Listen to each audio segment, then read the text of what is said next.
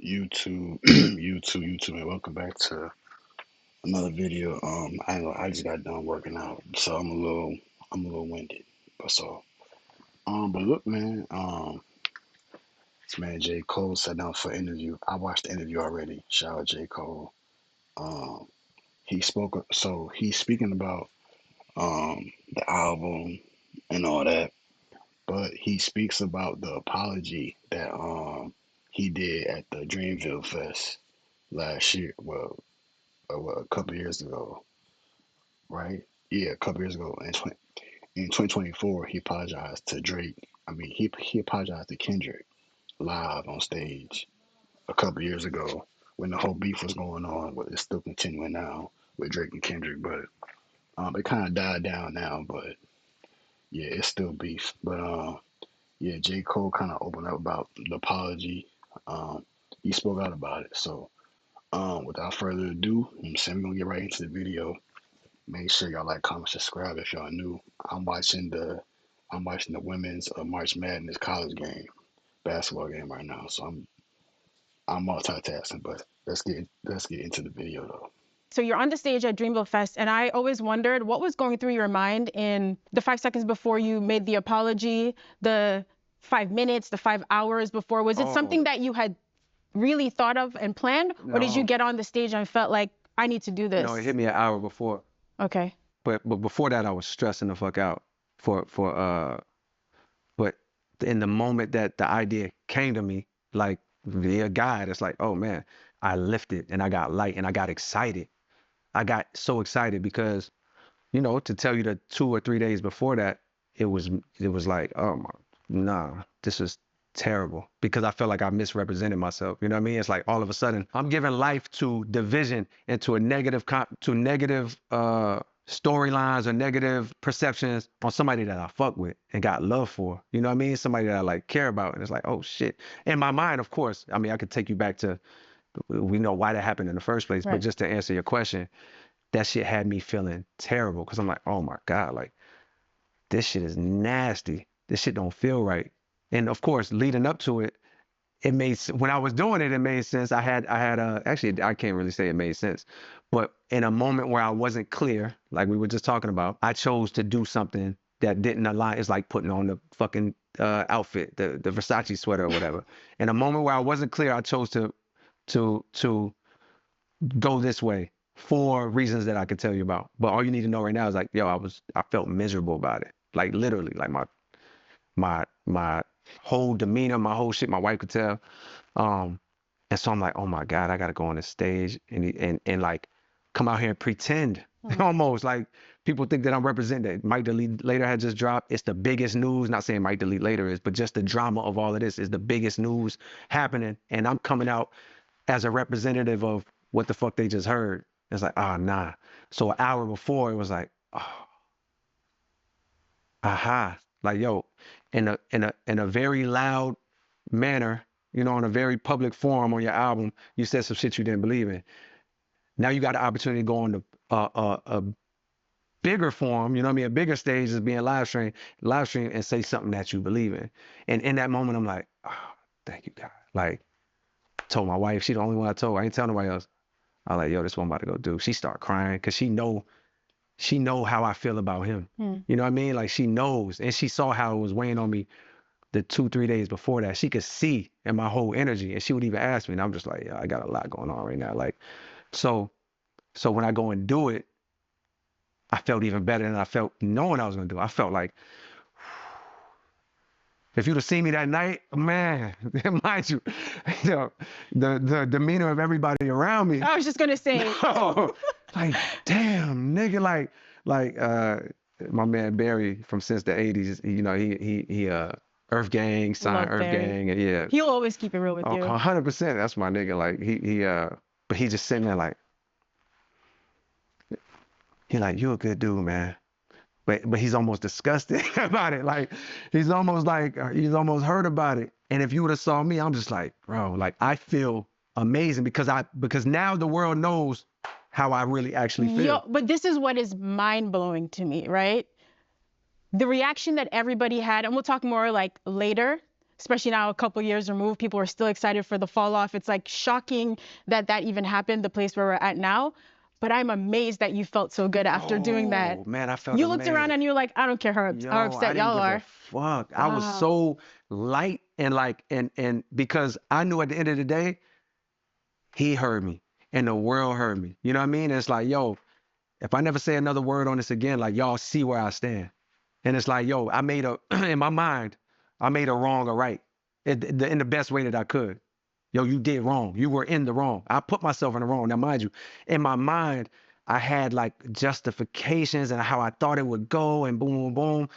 But in reality, when it actually played out, I was like, oh God, that was fucking stupid. And now, how do you make a wrong or right? And that was it. Just came to me like an hour before. But I felt I gotta amazing. give you props for that. You're a brave Nah, person. It's I like you said, appreciate yo, that, but hip hop is, I love this culture, but it is scary.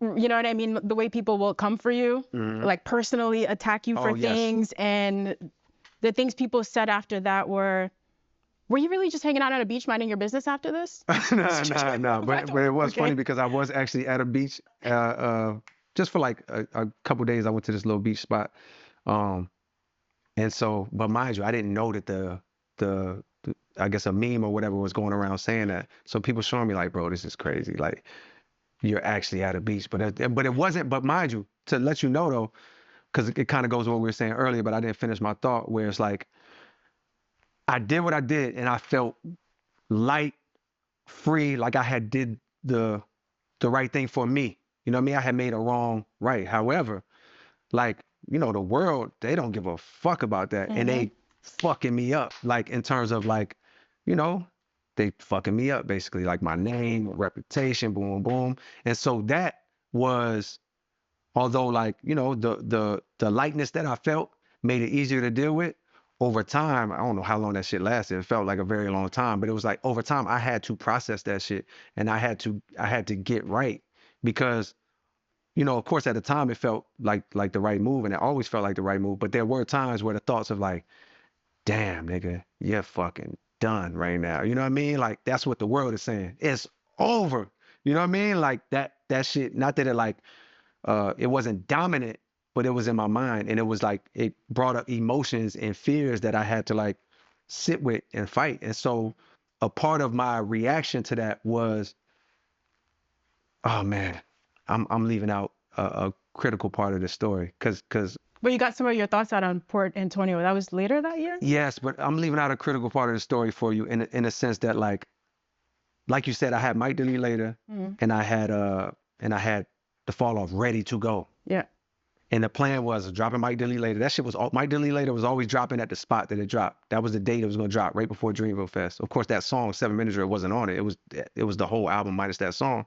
And then I had the fall off coming like 8 weeks later, mind you. So it was like I Wow. had the fall off coming probably like 2 months after that, right? Here's the asterisk next to I had the fall off coming. I was finishing the album. I was on tour with Drake.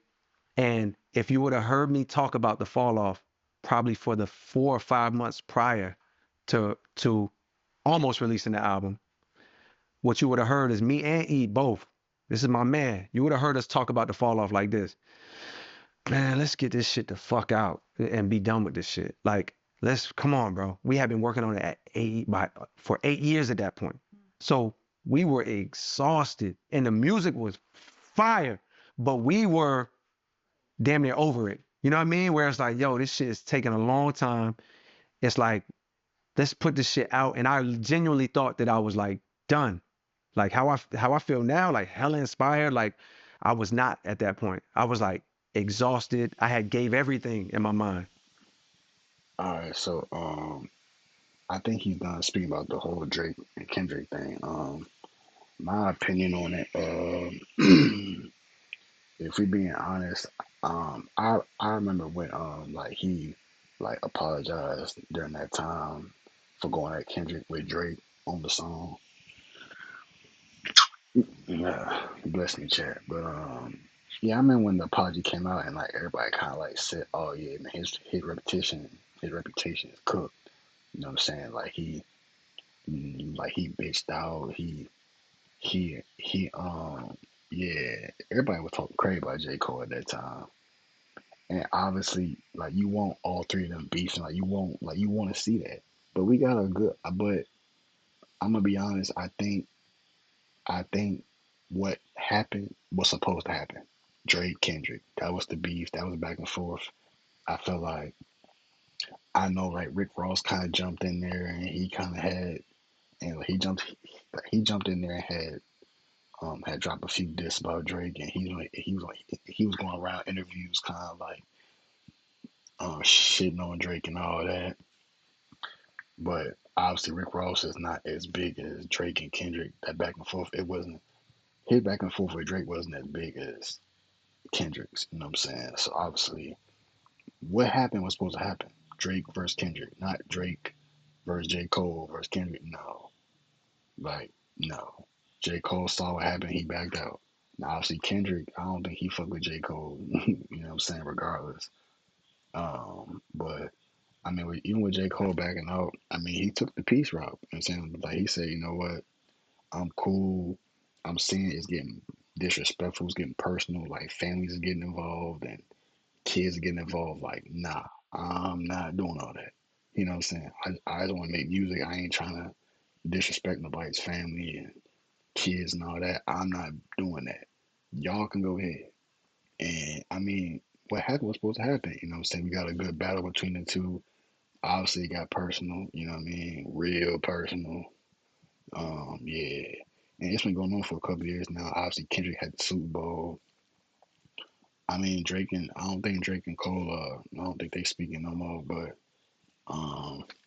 now what happened was supposed to happen. You know what I mean? But I don't think J Cole should got all that backlash because I mean, Nick J Cole is still one of the greatest rappers of all time. I don't know where y'all have him, but he used to be my favorite. He was my favorite rapper. But then like I realized like, bro, I listen to more Future and like these other rappers more than Cole. So he can't be my favorite rapper if I don't listen to his music like that, like how I used to. But one thing I will say, who whoever created the big three, how y'all got Drake, Kendrick, and J. Cole as the big three? How are they the big three, but Future is not in the conversation? How is Future not in this conversation? Future, it should be a big four. If we're being honest, it should be a big four, top five.